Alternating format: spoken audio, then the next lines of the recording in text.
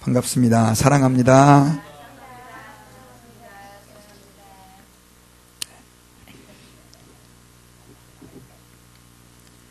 예. 오전에 제가 그 노예에 대한 얘기를 좀 했는데 오후에도 제가 노예에 대한 얘기를 좀 하려고 합니다. 그 노예제도가 합법화됐고 흑인들이 미국 사회에서 차별을 계속 이렇게 받아왔는데 사실 불과 30년 전까지도 그런 차별이 있었다는 거죠. 그런데 노예제도가 이제 아주 뭐 내추럴하게 자연스럽게 생각이 될 때에 그 이름이 조우라고 불리는 한 노예가 있었습니다.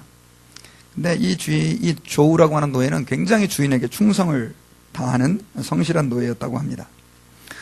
그 주인은 그를 신뢰해서 모든 일을 그에게 맡기고 중요한 일을 항상 그와 상의를 하기까지 했다고 합니다. 그런데 어느 날 이 주인이 이 노예를 이제 더욱 필요해서 사기 위해 노예 시장에 조우와 함께 가게 됐습니다. 주인은 노예들이 다 이렇게 묶여있고 이렇게 진열, 표현이 좀 이상하지만 진열되어 있는데 그 가운데 제일 힘이 좋고 젊은 노예를 살려고 했는데 이 조우는 그 가운데 가장 약해 보이고 또 병까지 들어 보이는 그러한 노예를 사자는 것입니다. 이 주인은 계속해서 안 된다고 얘기를 했지만 이 조우는 그렇게 하자는 거예요. 그래서 주인은 그 조우라고 하는 노예의 그 이야기를 듣기로 결정을 했습니다. 그래 노예를 샀어요. 조우는 그 병든 노예를 집으로 데려오더니요 정말 지극정성으로 치료를 해주고 돌봐주기를 시작하는 것입니다. 그래서 나중에 주인이 하도 신기해가지고 혹시 너 그 노예를 아느냐고 물었습니다. 그때 조우가 뜻밖의 이야기를 하는 거예요. 저 노예는 제가 자유의 몸일 때 저를 유괴해서 노예 상인에게 판 그런 사람입니다.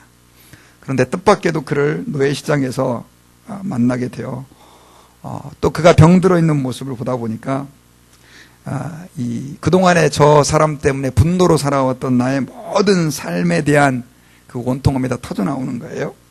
그렇게 이제 주인한테 얘기를 했습니다. 그런데 그때 갑자기 하나님께서 자기에게 그 원수를 사랑하라 그 말씀을 생각나게 해 주시더라는 거예요.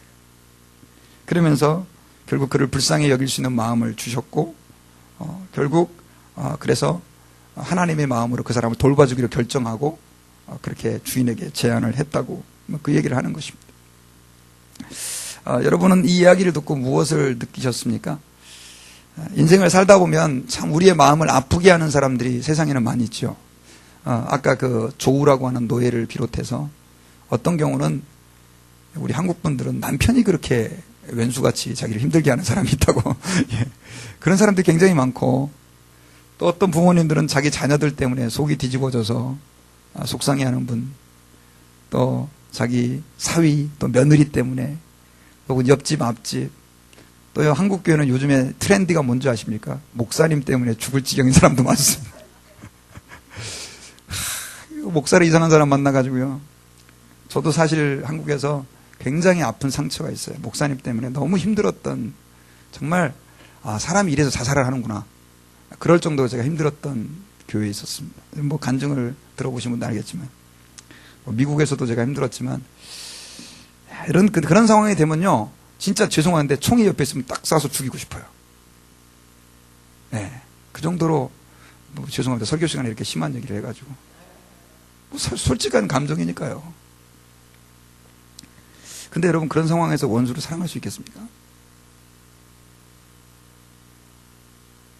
우리의 인생은요 2번 반복되지 않습니다.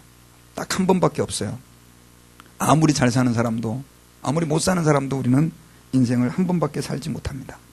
그런데 그 한 번뿐인 인생을 송두리째 아픔의 상처로 뒤집어 씌운 사람, 내 인생의 아름다운 뭐라 그럴까요? 줄기에 죄송한데 똥물을 확 부은 사람, 그런 사람에 대해서 미움을 품는 게 여러분 비정상입니까? 그런 사람을 보복하는 게 비정상인가요? 어쩌면 자연스럽죠. 예수를 믿다가 제일 힘든 게 뭐냐면요. 주님께서는 그런데 그런 사람도 사랑하래요. 여러분 할 수 있습니까?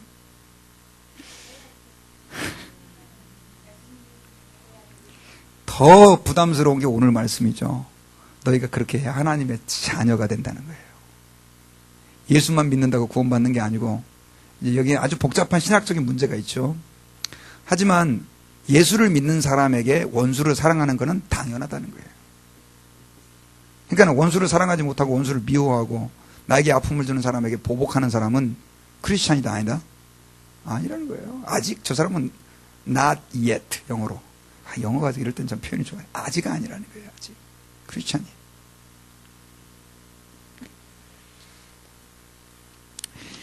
여러분, 그럴 각오가 안 돼 있으면 사실 오늘 설교 듣는 게 의미가 없습니다. 오늘 그거에 대한 설교를 하려고 합니다. 저는 뭐 죄송한데 목사는, 그럼 목사님 그렇게 사셨습니까? 저도 그렇게 못 살고 있습니다. 그러나 우리가 성경에는요, 내가 쉽게 지킬 수 있는 말씀이 있는가 하면 정말 요거만큼은 성경에서 싹 빼버렸으면 좋겠다, 그런 말씀이 있어요. 근데 예수님께서 그런 걸 또 더 강조하셨어요. 그래서 오늘 이 시간에 우리가 이 말씀을 좀 듣기를 원해요. 계시록 강의 설교를 계속 하다가 또 그냥 하나님께서 주시는 감동을 따라 오늘 이 말씀을 증거합니다. 자, 그렇다고 한다면 우리가 어떻게 우리를 고통스럽게 하고 우리를 아프게 하고 우리에게 악행을 저지르고 우리를 핍박하고 또 우리에게 고통을 안겨다 주는 그런 사람들을 사랑할 수 있을까요? 첫째는 한번 따라해 봅시다. 말씀으로 나를 변화시켜야 된다. 여러분, 자연인은 절대로 못합니다. 쉽게 말해서 죄인들한테 이런 말씀을 주잖아요. 그러면 그런 사람은 죄송한데 죽었다가 다시 태어나도, 죽었다가 살아나도 이 말씀을 지킬 수가 없어요. 왜? 우리 인간은 죄인이기 때문에 그래요. 그러나 우리가 변화되면 우리는 그런 삶을 살 수 있게 되어지는 것입니다. 여러분, 유대인들은요, 특별히 아주 이웃에 대해서 독특한 개념들을 가지고 있습니다. 가지고 있었습니다. 어떤 개념을 가지고 있었냐면, 그들은 구약 성경에서 하나님께서 계속해서 강조했던 중요한 교훈 한 가지가 뭐였냐면 이웃을 사랑하라는 것이었어요. 그래서 그들은 이웃을 사랑해야 된다는 걸 다 알고 있었습니다. 지상 최대의 계명이 하나님을 사랑하고 이웃을 내 몸처럼 사랑하는 것이라고 하는 걸 그들은 율법에서 배웠기 때문에 그렇습니다. 그런데 그들은 그것까지는 맞았는데 원수는 미워하는 것이 성경적이라고 하는 그 개념을 그들은 가지고 있었어요. 특히 바리새인들과 서기관들은 유대인들의 지도자였는데요, 백성들을 아예 그렇게 가르쳤습니다. 이웃은 어떻게 해야 돼요? 사랑의 대상이다. 하지만 원수는 뭐예요? 미움의 대상이다. 이렇게 가르쳤다라고 하는 것이죠.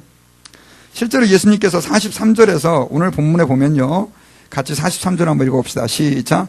또 내 이웃을 사랑하고 내 원수를 미워하라 하였다는 것을 너희가 들었으나, 내 이웃을 사랑하고 내 원수를 미워하라고 하는 그 교훈을 너희들이 들었지만, 누구로부터 들었겠어요?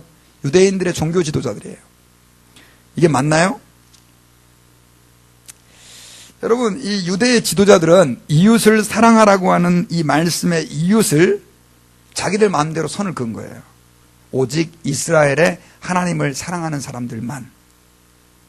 그러니까 한마디로 말하면 자기 입맛에 맞는 사람만 이 사람들은 이웃이고 사랑해야 되고, 그렇지 않은 사람들은 전부 뭐다? 원수다 이거예요. 이 사람들을 안 사랑해도 된다 이거예요. 그러다 보니까 이 유대인들은요, 이 외국인들을 다 원수로 생각을 했고요, 하나님을 잘 모르는 이방인들은 항상 척결의 대상이었었습니다. 어떤 랍비들은 이것들은 유대인들의 권리이자 의무라고 아예 노골적으로 그렇게 가르치는 사람들도 많이 있었습니다. 이 사람들은 결국 하나님의 말씀에 자기 삶을 변화시키기보다도 성경을 자기 입맛에 맞게 해석을 해서 성경을 가지고 자기들의 행동을 정당화하는 그러한 오류를 범한 것이죠. 결국 그들의 그러한 가르침은 하나님의 뜻과는 정반대되는 그러한 가르침을 사람들에게 행하게 된 것이다 라고 하는 것입니다. 제가 이 유대인들의 태도를 이렇게 한번 비유로 들어봤습니다. 애가 셋이 있는 집이 있었어요. 근데 이 둘째 아이하고 셋째 아이가 막 싸웠어요. 부모가 불렀어요. 둘째 아이를 불러가지고 둘째 아이한테 이렇게 얘기를 했어요. 야, 동생과 싸우면 되냐? 동생을 사랑해야지. 부모라면 다 그렇게 얘기할 수 있죠. 그죠? 그런데 둘째 아이가 그때부터는 동생을 너무 사랑하는 거예요. 근데 그다음부터 형을 엄청 미워하는 거예요. 왜 미워하냐니까 엄마가 동생만 사랑하라 그러니까 형은 뭐래? 미워하라. 이렇게 받아들인 거예요. 이거 진짜 웃기는 얘기 아니에요? 주님께서 이웃을 사랑하라고 하는 개념을 이 사람들은 자기 나름대로 그렇게 해석을 해가지고 특별히 아까 제가 말씀드렸던 그 웃기는 동생처럼 이렇게 하나님의 말씀을 변질시켜 버렸다라고 하는 것입니다.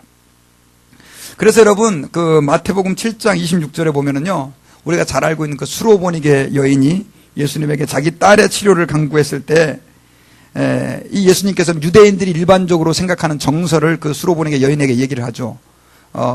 자녀들의 떡을 취해서 누구한테 주지 않는다?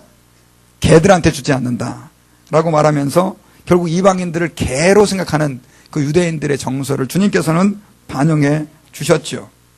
그리고 4장에 보면은 예수님께서 사실은 갈릴리로 가실 때 사마리아를 지나가는 것이 가장 빠른 지름길이거든요.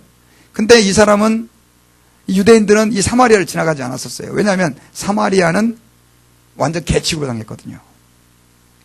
그래가지고 이렇게 돌아서 가는 이런 어떤 정서가 유대인들에게 있었다라고 하는 것입니다. 자, 그렇다고 한다면은 우리가 여기서 발견할 수 있는 게 있죠.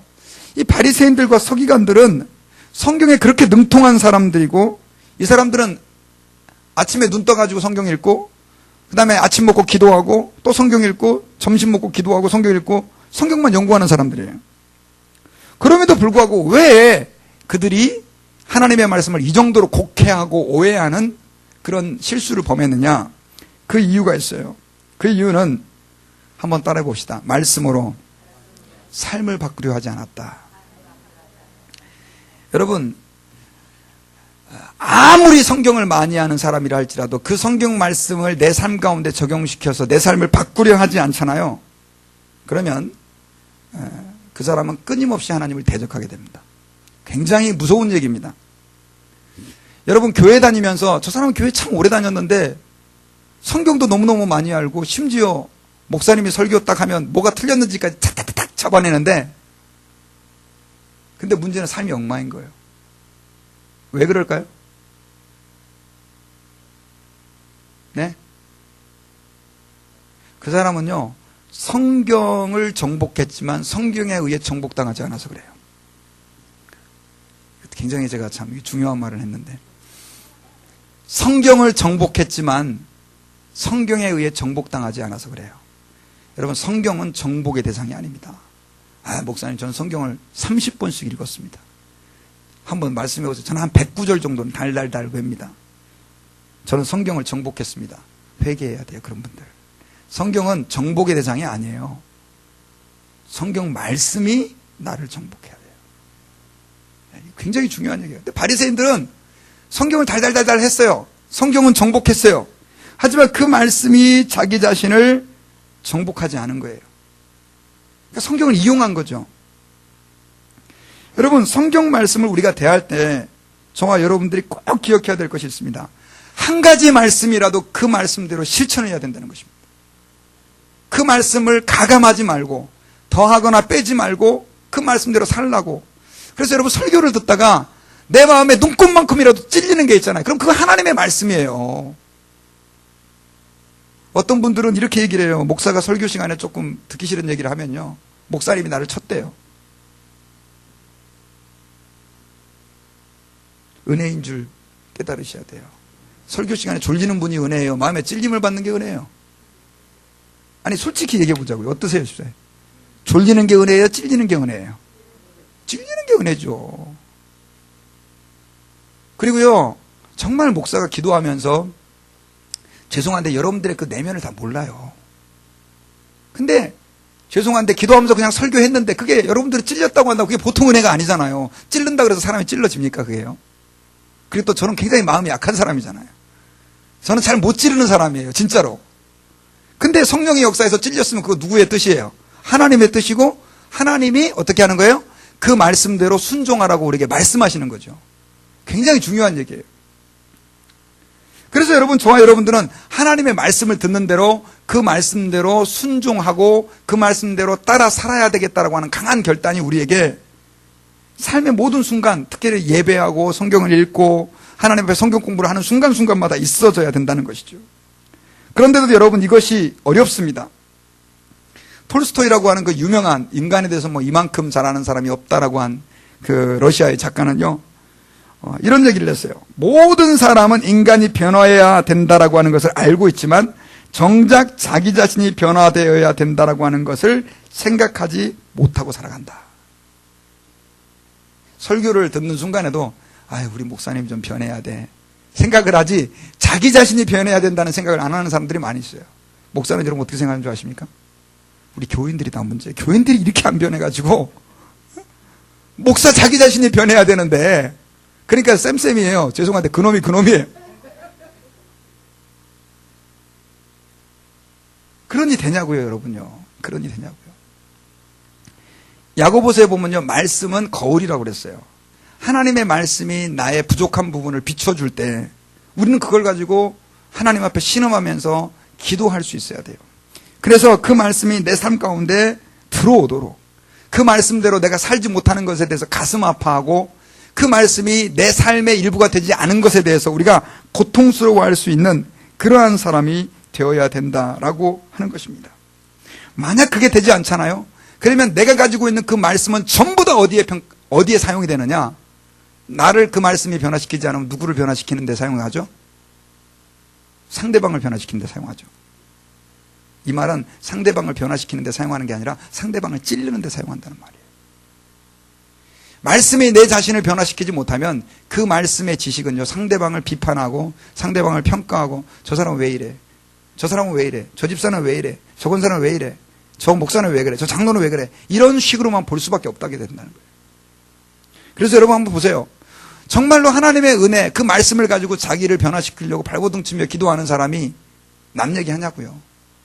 이 사람은 왜 이 모양이냐? 저 사람은 왜 저 모양이냐? 이런 얘기 할 시간이 없어요. 겨를이 없어요. 여러분, 죄송한데요, 하나님이 말씀을 주시는 것은 그 말씀 가지고 다른 사람 평가하라고 주는 게 아니라 누구를 바라보라고? 나를 바라보라고, 나를 변화시키라고 주님이 주신다라고 하는 믿음을 가져야 될 줄 믿습니다.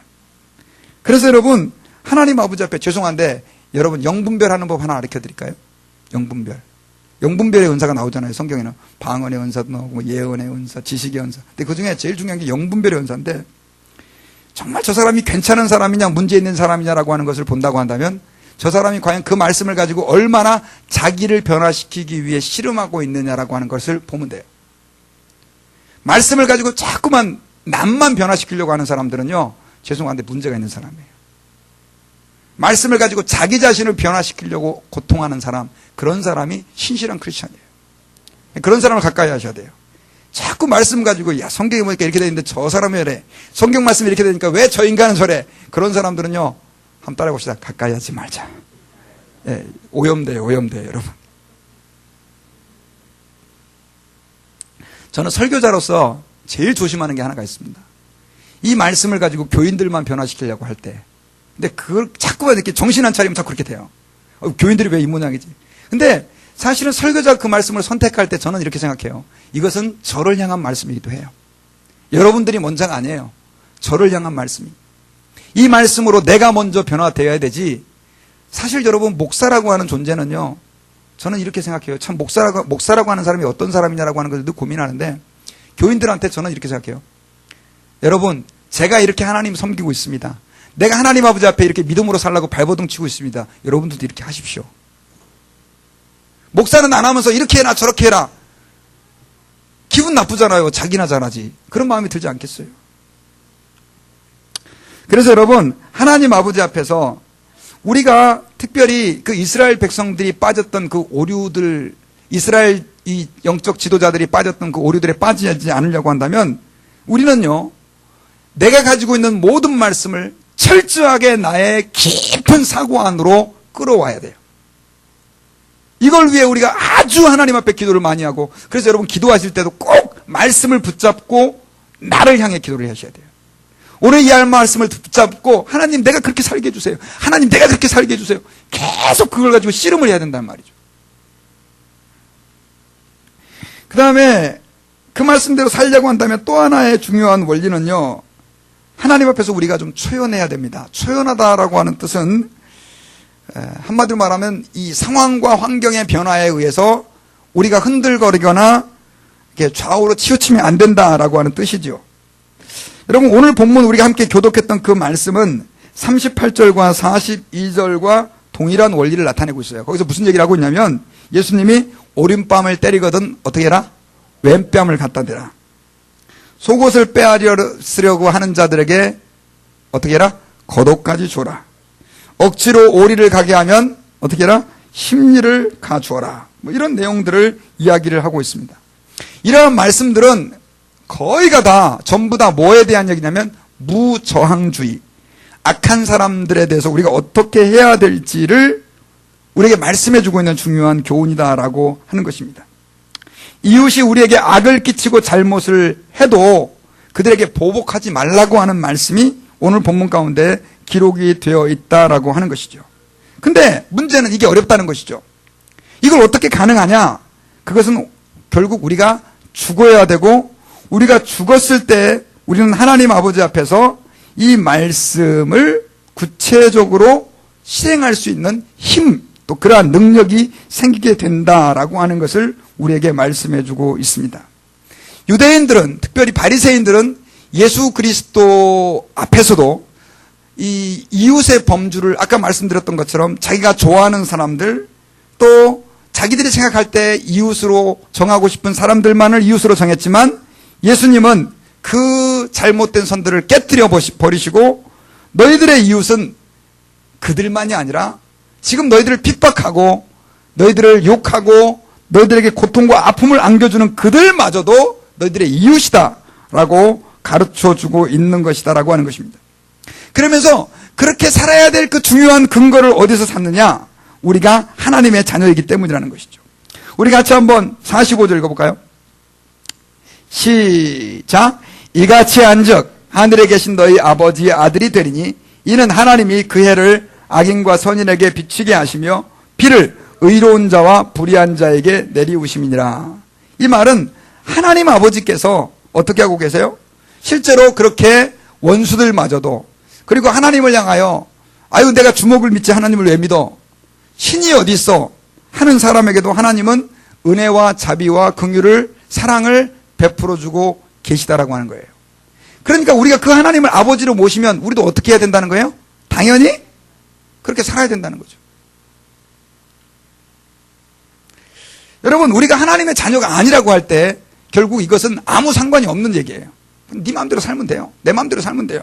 그런데 하나님을 아버지로 모시고 우리가 하나님의 아들이라고 하는 영광스러운 그 직분을 얻었다고 할 때 우리는 결국 하나님의 자녀들 그 모습들대로 살아가야 된다라고 하는 것을 주님께서는 우리에게 강조하고 있다라고 하는 것입니다.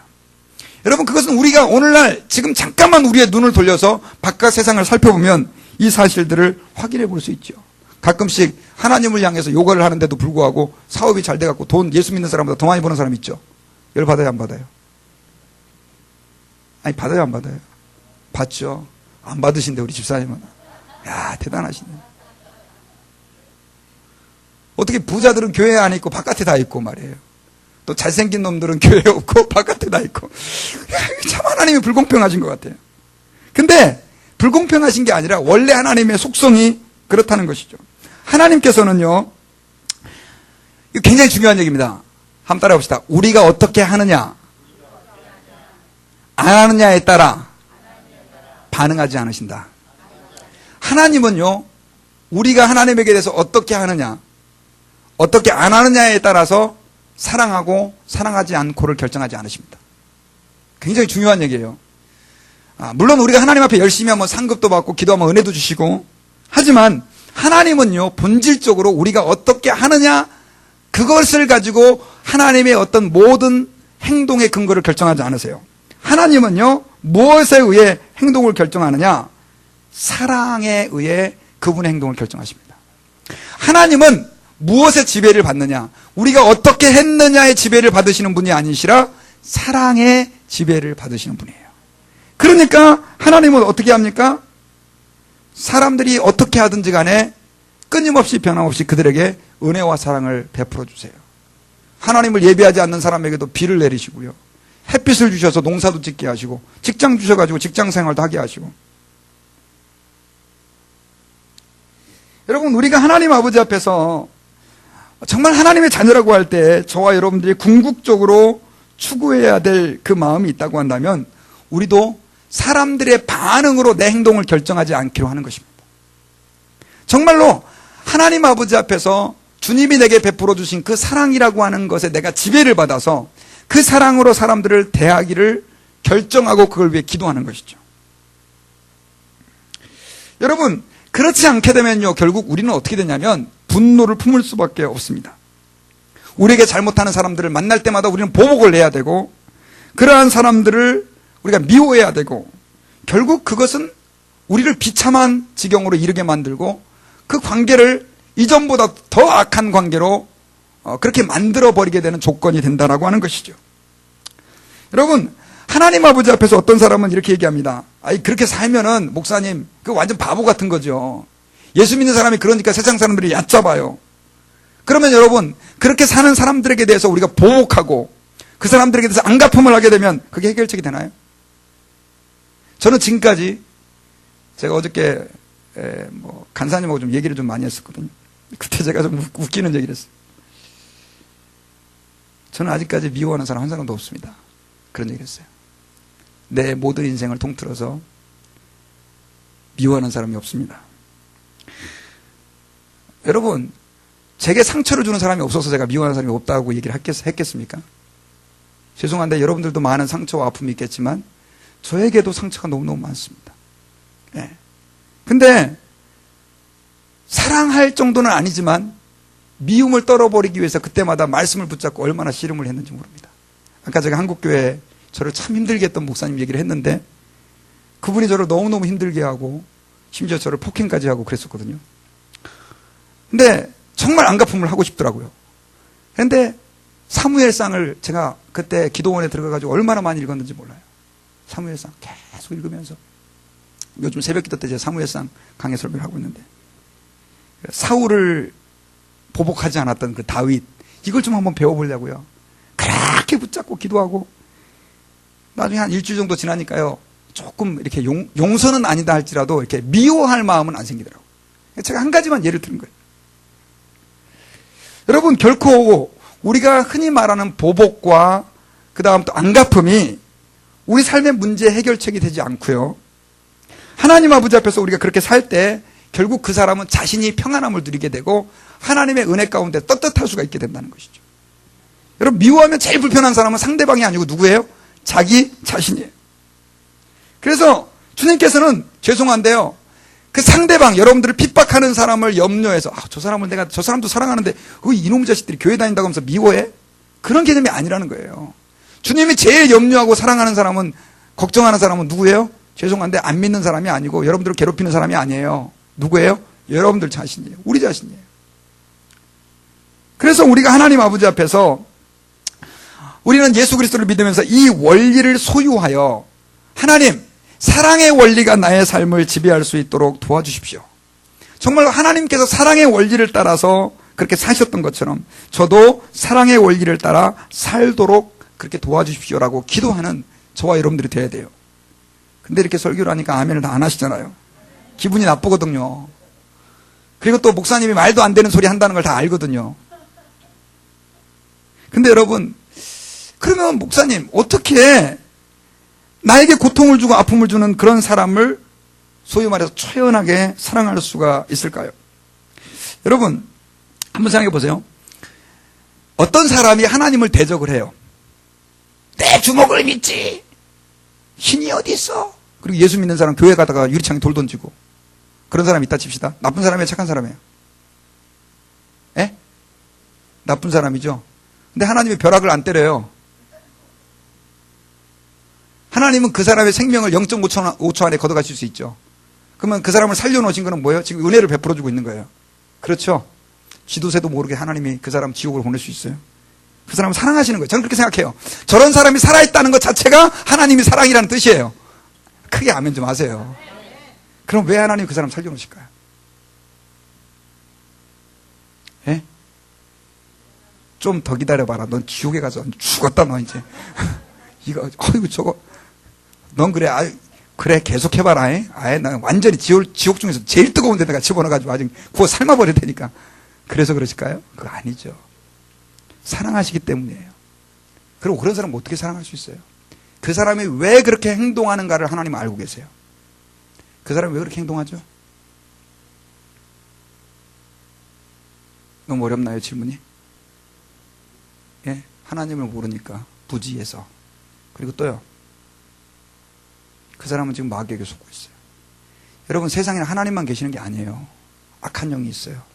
그 악한 영은 끊임없이 하나님이 없다고 얘기를 하고 하나님의 존재를 부정하도록 사람들을 세뇌시키고 있어요.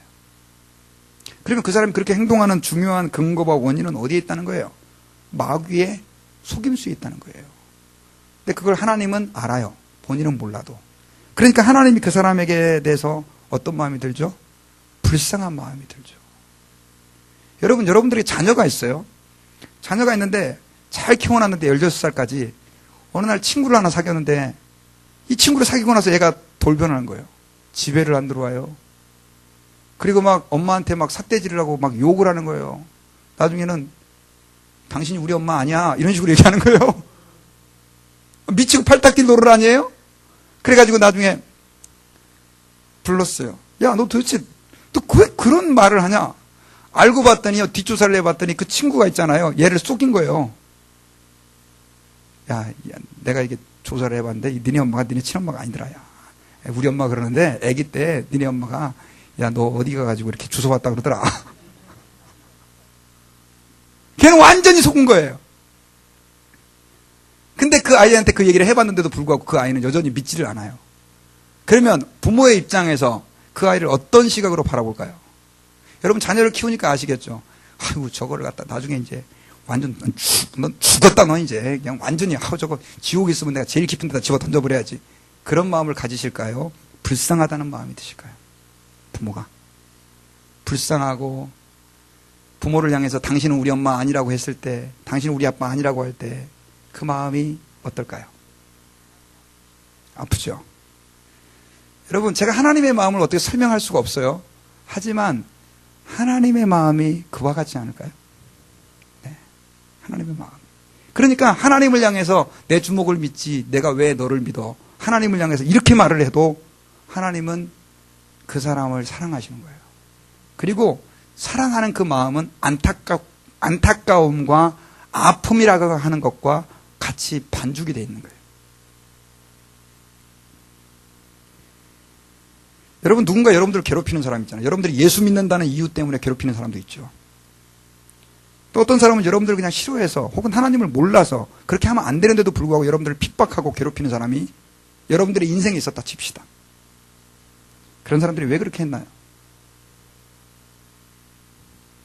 예? 마귀에게 속은 거죠. 모든 잘못을 저는 마귀에게 다 돌리고 싶진 않아요. 그 사람의 책임도 있어요. 하지만 결국 그 사람은 죄로 인해 그의 심령이 부패해 있고 그 부패한 심령이 마귀에게 미혹이 되었기 때문에 결국 그렇게 행동하는 거예요. 그럼 우리가 하나님의 마음을 조금만 이해한다면 그 사람을 미워해야 되는 게 맞아요? 안타깝게 여겨야 되는 게 맞아요? 네. 예수님께서 십자가에 못 박히실 때 있잖아요. 사람들이 예수님을 향해서 조롱을 했습니다. 뭐라고 조롱했냐면 네가 하나님의 아들이거든 내려와봐라. 예수님이 그 십자가에서 내려올 수 있으셨을까요? 없으셨을까요? 예, 내려올 필요도 없어요. 그냥 윙크 한 번이면 저것들 그냥 제로 그냥 바뀌는 거예요. 전능하신 주님이 왜 못해요? 주님이 그들을 위해서 기도를 했어요. 또 특별히 십자가에 못 박는 사람들을 위해서 뭐라고 얘기를 하셨죠? 주여 저들의 죄를 용서해 주십시오. 그리고 뒤에 붙인 말이 있었어요. 저들이 알지 못해서 그렇습니다. 미움이었어요? 안타까움이었어요? 안타까움이었죠.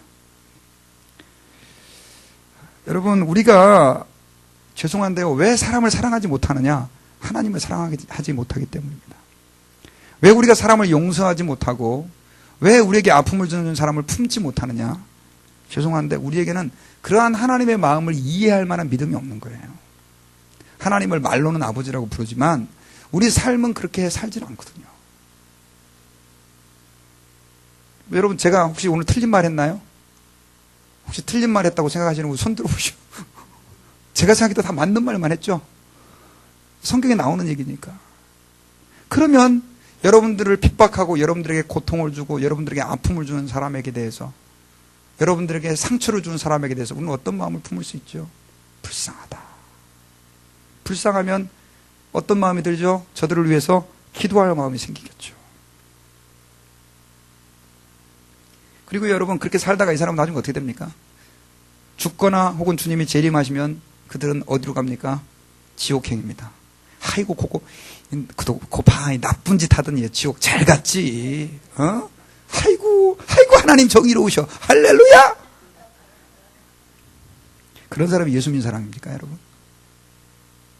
지옥 가는 것 때문에 아파해야 되는 거 아니에요, 여러분? 그 사람도 몰라서 그런 건데. 어쩌면 그 사람의 위치에 서 있어야 될 사람이 난데, 나는 구원받아 천국 가고 하나님 자녀가 되고. 그 아세스의 성자라고 하는 프란체스코가요, 어느 날 그런 질문을 받았어요. 제자들에게. 사람들이 다 당신을 훌륭하다고 그러는데 그렇게 훌륭한 성자의 삶을 사신 비결이 뭡니까? 그렇게 물었더니요, 이분이 그런 얘기를 했어요. 성자들은 말도 틀려요. 뭐라고 했냐면, 하나님이 내게 주셨던 그 은혜의 100분의 1만이라도 저 강도, 그 다음 또 사기꾼, 도둑놈들에게 주셨다면 그 사람들은 나보다 100배 훌륭한 성자들이 됐을 거다. 그런 얘기를 했어요. 죄송한데 여러분들이 지금 여기 앉아 계시는 거 하나님 은혜인 줄 믿으시기 바랍니다. 그 은혜의 절반만이라도 여러분들을 핍박하고 정말로 손가락질 받는 사람에게 임했다고 한다면 저는 그분들이 다 목사가 됐을 수도 있다고 믿습니다. 저는 그렇게 믿습니다. 그러니까 죄송한데 우리가 하나님 앞에 교만할 이유가 하나도 없습니다. 우리는 하나님 아버지 앞에서 성경 말씀대로 원수를 어떻게 사랑합니까, 주님? 나에게 고통을 주는 사람은 어떻게 내가 용서합니까? 그건 정말 어린아이 같은 얘기입니다. 그렇게 살지 못하는, 잠깐이라도 내가 그 사실들을 인지하지 못해서 오히려 나를 핍박하는 사람에게 보복을 하고 한번 털끝 하나 건드려봐라, 너는 그냥 이단 접착기로 차버리지, 이런 크리스찬들이 얼마나 많은지 몰라요. 그것은 하나님이 기뻐하시는, 어쩌면 아직까지 하나님의 사랑을 100만 분의 1도 모르는 그런 초신자라고 저는 볼 수 있습니다. 성경에서는요, 분명히 우리에게 마귀가 있다라고 하는 것을 말씀해주고 있습니다. 그리고 그 마귀가 공중의 권세를 잡아서 두루다니며 삼킬 자를 찾고 있다고 말씀하고 있어요. 죄송한데 여러분들도 마귀에게 속잖아요. 그러면 마귀의 도구가 될 수 있습니다.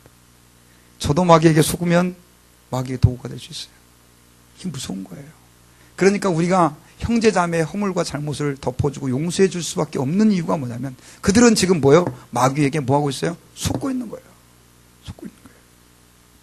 자, 그럼 마지막으로 구체적으로 어떻게 원수나 이웃을 사랑하느냐? 사랑해야 된다라고 하는 건 들었죠? 졸리시죠? 식사하시고 간단하게도 말씀 정리하겠습니다. 첫째는 원수를 구체적으로 사랑하려면 한번 따라해봅시다. 저주하는 자를 축복해라. 여러분, 축복과 저주는 반대말이죠. 축복이라고 하는 것은 하나님의 복이 당신에게 있기를 바랍니다. 저주는 또 지옥 가라, 뭐 이런 말이에요. 패가 망신해라, 자식들이 빨리 다 죽어라, 이런 나쁜 얘기죠. 근데 그런 저주를 우리에게 퍼붓는 사람을 우리가 어떻게 해야 된다? 축복하라. 뒤에 가서 여러분들을 험담하는 사람을 그럴 수 있어 라고 말하지 말고 그 사람을 축복해야 된다라고 하는 것을 성경에서는 우리에게 말씀해 주고 있습니다. 우리 인간들은요, 악담을 들으면 악담을 퍼붓고 싶어하는 본능을 가지고 있고요, 거친 말을 들으면 거친 말을 퍼붓고 싶어하는 그러한 본능을 가지고 있습니다. 부부싸움이 잘 안 끝나는 이유가 바로 거기에 있습니다. 하지만 우리는 하나님 아버지 앞에서 이 원수를 사랑한다라고 하는 게 첫 번째 단계로서 우리에게 악을 행하는 사람의 그 악을 나에게서 중지시켜야 된다는 거죠. 오늘 본문 말씀에서 우리에게 그렇게 말씀하고 있다라고 하는 것을 우리는 기억해야 합니다. 그래서 우리가 하나님 아버지 앞에서 원수를 사랑하는 방법은 여러분들에게 나쁜 말들을 하는 사람들을 또 나쁜 말로 보복하지 않으시기를 주의 이름으로 축원합니다. 제가 한국 가서 한국이래요. 여기서 사이칼러지 심리학을 공부를 할 때 있잖아요. 아주 재밌는 그 통계를 하나 배웠는데 이 남자분들은 자기가 어떤 헐트를 받았을 때 그 사람을 직접적으로 보복을 한대요. 여자분들은 그걸 직접적으로 보복할 만한 힘이 없으니까 이걸 어떻게 보복하냐면 말을 통해서 보복을 한다네요. 진짜 맞는 것 같아요. 예, 진짜 맞는 것 같아요. 이건 우리 인간의 본능이에요. 하지만 우리 예수를 믿는 사람들은 그래, 저 사람이 뭐예요? 지금 잘 몰라서 그렇지. 한번 따라해 봅시다. 잘 몰라서 그렇지. 한 번 더. 잘 몰라서 그렇지. 그런 마음 가지고 이해할 수 있기를 주의 이름으로 축원합니다. 그 다음에 두 번째로는 미워하는 자들에게 선행을 베풀어야 됩니다. 여러분, 여러분들에게 악의적인 행동을 한 사람을 어떻게 대해야 되느냐? 저놈이 나한테 악의적인 행동을 했어. 그냥 참고 있는 게 아니라 그 사람에게 어떻게 해야 돼요? 선행을 베풀어요. 그러니까 여러분들에게 막 못되게 하고 여러분들에게 악한 행동을 하는 사람을 밥 사주시길 주의 이름으로 축원합니다. 예. 그리고 생일 때 꼭 기억했다 선물을 갖다 주시길 바랍니다. 여러분 이 말씀대로 살고 싶지 않으세요? 이게 성경 말씀에 나오잖아요. 나는 너에게 이르노니 원수를 사랑하며 너를 핍박하는 자를 위해 기도하라 이렇게 말씀을 하고 있잖아요. 우리가 하나님 아버지 앞에서 특별히 좀 기억해야 될 그 말씀이 바로 그런 것입니다. 정말로 미워하는 그 행동을 우리에게 하는 사람, 나에게 아픔을 주는 사람들에게 한번 호의적인 행동으로 한번, 그게 보복은 아니지만 그렇게 한번 되갚아 보시기를 바랍니다. 그 다음에 세 번째로는 악행하고 핍박하는 자를 위해 기도해야 됩니다. 한번 따라해 봅시다. 악행하는 자를 위해 기도해야 된다.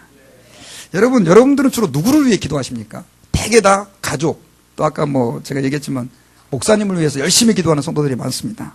근데 죄송한데요, 성경에는 목사를 위해서 기도하라는 말보다는 원수를 위해, 미워하는 사람을 위해 기도하라는 말도 많아요. 예. 목사를 위해 기도하라는 말은 별로 안 나와요. 예. 미워하는 사람을 위해서 여러분 기도해 보셨어요? 그리고요, 사랑할 땐 기도가 돼요. 하나님 저 집사님 불쌍히 여겨주시고. 근데 못된 짓을 했어요. 그러면 아예 기도해서 쫙 리무브, 제거야, 제거. 여러분, 여러분들에게 아픔을 주는 사람을 위해서 더 기도해 보십시오. 스테반이 그렇게 했고요. 예수님께서 그렇게 했습니다. 아까 말씀드렸던 것처럼 우리가 어떻게 그들을 위해 기도할 수 있겠습니까? 그 근거는 바로 그들이 지금 그렇게 행동하고 있는 이유는 뭐냐? 마귀에게 속고 있기 때문이에요. 그럼 마귀에게 속고 있어. 그럼 어떻게 그 사람을 구제해줘요? 예? 어떤 집사님이 마귀에게 속아가지고 자꾸 이렇게 못된 행동을 하고 잘못된 행동을 해요. 그럼 어떻게 그 사람을 거기서 건져내줘요? 기도밖에 없잖아요. 왜 그러냐고 해서 따질 수도 없는 거죠. 영적인 문제. 저도 여러분, 제가 목사가 마귀에게 속아가지고 헬렐레 하고 있어요. 여러분들이 가가지고 목사님 그따구로 하면 됩니까? 라고 말할 수 있어요. 죄송한데 효과가 없어요. 감정만 나빠지고. 그럴 때는 어떻게 해야 되느냐? 기도를 한번 따라합시다. 더블로 하자. 1시간 위해서 기도했으면 2시간을 기도하는 거죠. 그러고도 역사 안 하시면요, 그러고도 사람이 변화 안 되면 저한테 찾아오세요. 진짜로. 예, 그렇게 믿습니다. 그래서 우리가 그러한 마음들을 품어야 된다라고 하는 것이죠. 성경에서 말하는 사랑은요, 많은 사람들이 이렇게 교인들을, 이웃을 사랑해야 된다 그러면 한 가지 첫 번째로 가지는 그 이유가, 그 착각이 뭐냐면 사랑을 감정이라고 생각해요. 성경에서 말하는 사랑, 이웃을 사랑하라고 그럴 때 그 사랑은요, 죄송한데 감정이 아닙니다. 그것은 의지입니다. 행동입니다. 여러분, 고린도전서 13장에서 사랑은 나오죠. 한번 노래해 볼까요? 시작. 사랑은 언제나 오래 참고, 사랑은 언제나 온유하며, 사랑은 시기하지 않으며, 자랑도 교만도 아니하네. 그 이유도 계속 나와요. and so on. 계속 진행. 근데 거기서의 사랑은요, 감정이 아니에요. 행동이에요. 여러분, 오래 참는 거예요. 그냥 내가 사랑하기 때문에 참아주는 거예요. 행동들이라고 하는 거죠. 사랑하기 때문에 보복하지 않는 거죠. 사랑하기 때문에 기다려주는 것이고요. 사랑하기 때문에 온유하게 대하는 것입니다. 이 말을 원수를 사랑하는 것과 연결 지었을 때, 여러분, 원수가, 저 사람이 막 너무너무 막 사랑스럽고 막, 그냥 뭐 이렇게, 죄송한데 그거 안 돼요. 원수인데 그게 됩니까, 여러분? 사람들이 원수를 사랑하는 걸 왜 힘들게 생각하냐면, 사랑이라고 하는 것을 행동으로 생각하지 않기 때문에 그래요. 감정으로는 미울 수 있죠. 왜 나에게 악을 행하는데 사람이니까. 하지만 어떻게 하는 거예요? 그 사람을 행동으로. 자, 기도하는 건 행동이잖아요. 그 사람을 위해서 기도해주고, 그 다음에 참아주고, 보복하지 않고, 아까 얘기했던 것처럼 선행을 베풀고. 저는 그것이 사랑이라고 믿습니다. 마음에는 죽일람 이런 마음이 생길 수 있어요. 사람이니까. 하지만 주님이 야, 너 어떻게 마음으로는 죽일놈 하면서 겉으로만 그렇게 사랑해? 이렇게 위선적인 놈아 그러실까요? 어떻게 생각하세요? 솔직히 우리 얘기해 봅시다. 저는 그렇게 생각하지 않아요. 주님은 그 행동을 보시는 거예요. 내가 마음에 저 사람이 너무 미워도 주님의 명령대로 내가 행하겠다라고 하는 의지를 가지고 사랑의 행동을 베풀어주고 선을 베풀어주고 악으로 보복하지 않고 할 때 어떻게 해요? 하나님이 기뻐하세요. 기뻐하세요. 강도 만난 이유 얘기할 때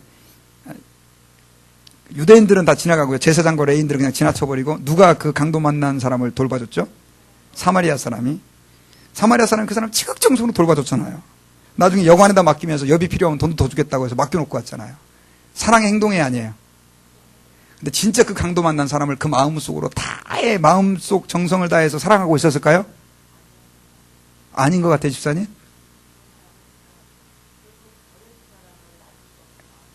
사마리아 사람들은 유대인들을 경멸했습니다.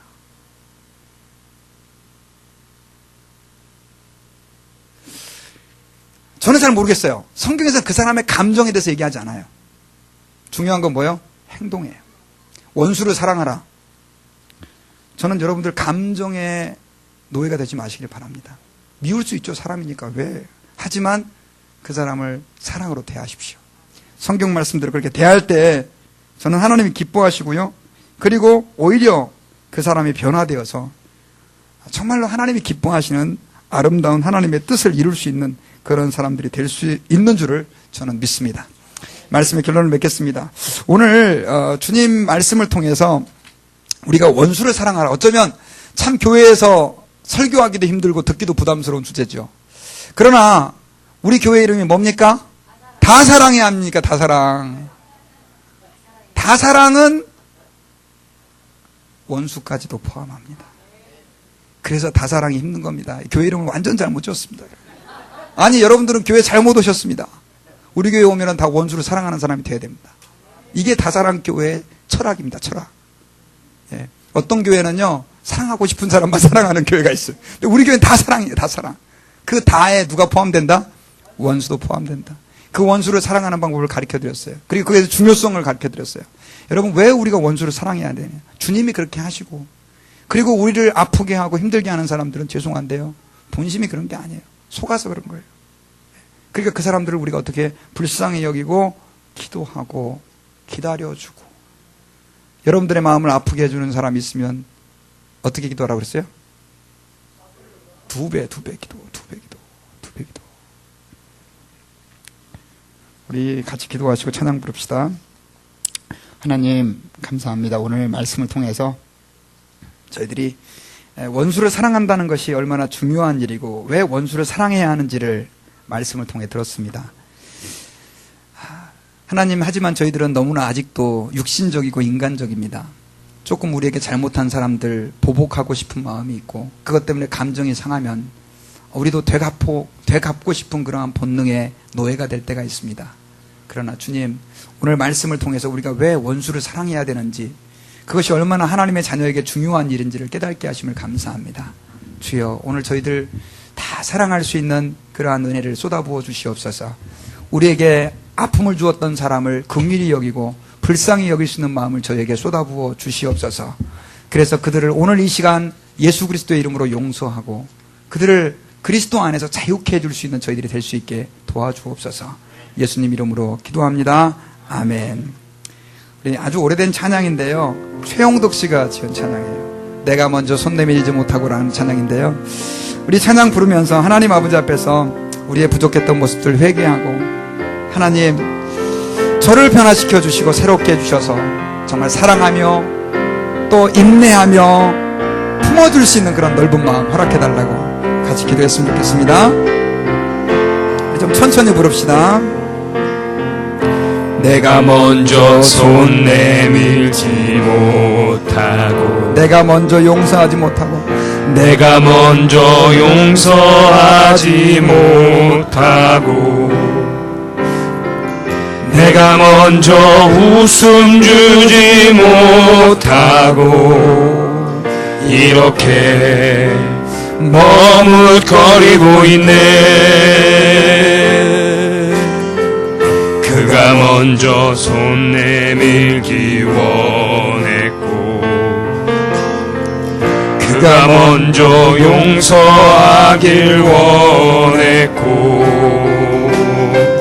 그가 먼저 웃음 주길 원했네. 나는 어찌 된 사람인가. 오 간교한 나의 입술이여, 오 더러운 나의 마음이여, 왜 나의 입은 사랑을 말하면서, 왜 나의 마음을 화해를 말하면서, 왜 내가 먼저 져줄 수 없는가, 왜 내가 먼저 손해볼 수 없는가.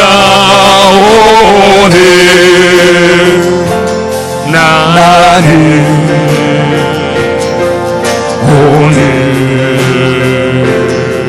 나는 주님 앞에서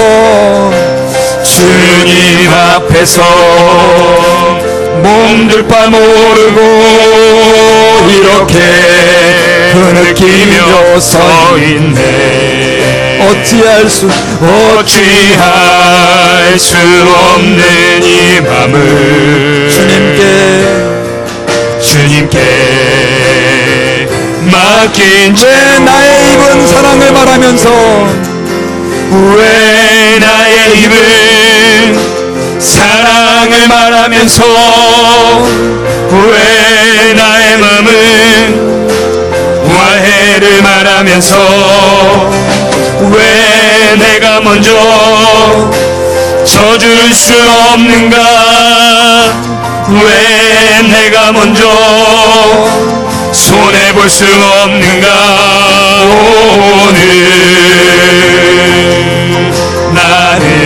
오늘 나는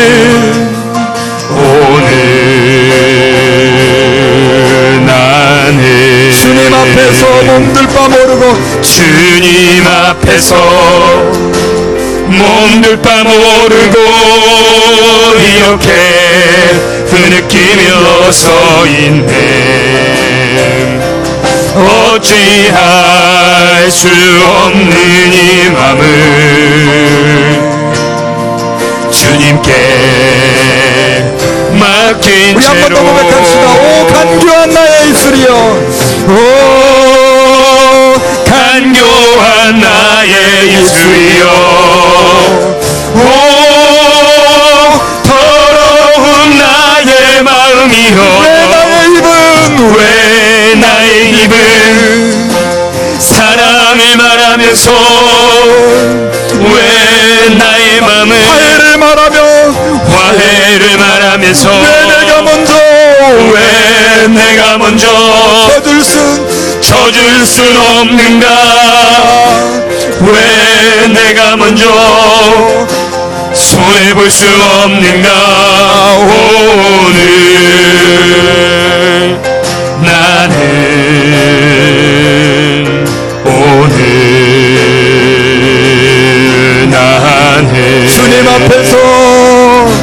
주님 앞에서 몸둘 바 모르고 이렇게 흐느끼며 서 있네. 어찌할 수 없는 이 맘을 주님께 맡긴 채로 이 시간 다 같이 오늘 말씀 붙잡고 기도합시다.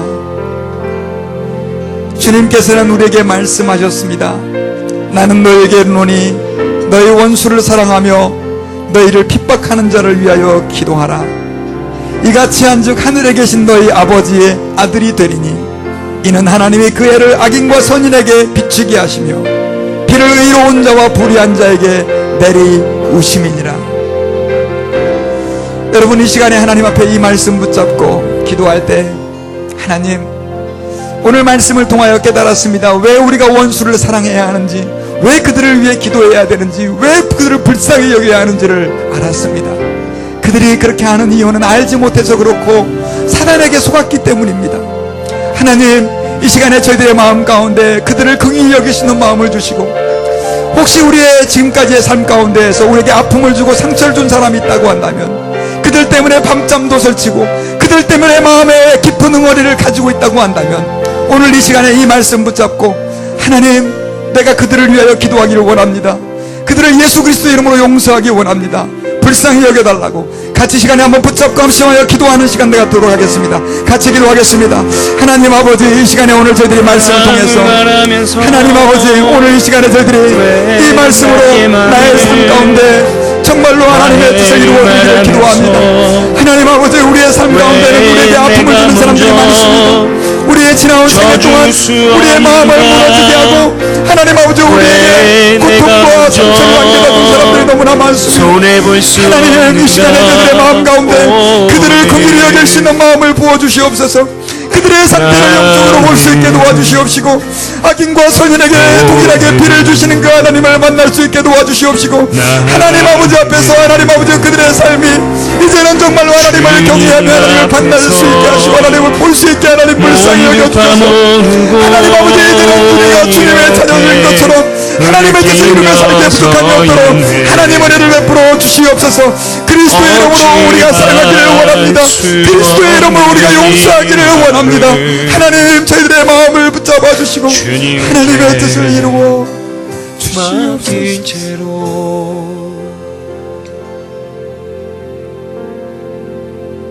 하나님, 오늘 말씀을 통해서 왜 우리가 원수까지 사랑해야 하는지 말씀을 통해 깨우쳐 주셔서 감사합니다. 아멘. 저희들은 원수를 사랑할 수 있는 힘이 없습니다. 성령님께서 저희들의 마음을 주관하셔서 우리 원수라도 사랑할 수 있는 그런 사람이 될 수 있게 도와주셔서 우리의 빛을 세상 앞에 나타낼 수 있게 도와주옵소서. 하나님, 우리의 지나온 과거를 돌아볼 때 우리에게 아픔을 준 사람들 너무 많습니다. 어떤 때는 그런 사람들 때문에 잠도 잘 오지 않았었던 때가 있습니다. 그러나 오늘 말씀을 통해서 그 사람들이 그렇게 한 것이 잘 알지 못해서 그랬다라고 하는 것을 깨달았습니다. 그리고 하나님의 마음을 저희들이 오늘 말씀을 통하여 배웠습니다. 깨달았습니다. 주님, 그 주님이 가지고 계시는 마음이 우리의 마음이 되게 하셔서 우리도 주님처럼 그들을 기다리며 이해하며 용납하며 불쌍히 여길 수 있는 저희들이 되게 해주시고, 그들을 위하여 오히려 더 많이 기도하는 저희들이 되게 도와주옵소서. 지금은 우리를 위하여 십자가에 죽으시고 부활하신 예수 그리스도의 은혜와 하나님 아버지의 큰 사랑과 성령님의 감동 감화하심이 오늘 말씀을 듣고 원수까지 사랑하기를 원하는, 다 사랑하기를 원하는 우리 성도들을 위해 이제로부터 영원 무궁토록 함께 계실지어다. 아멘.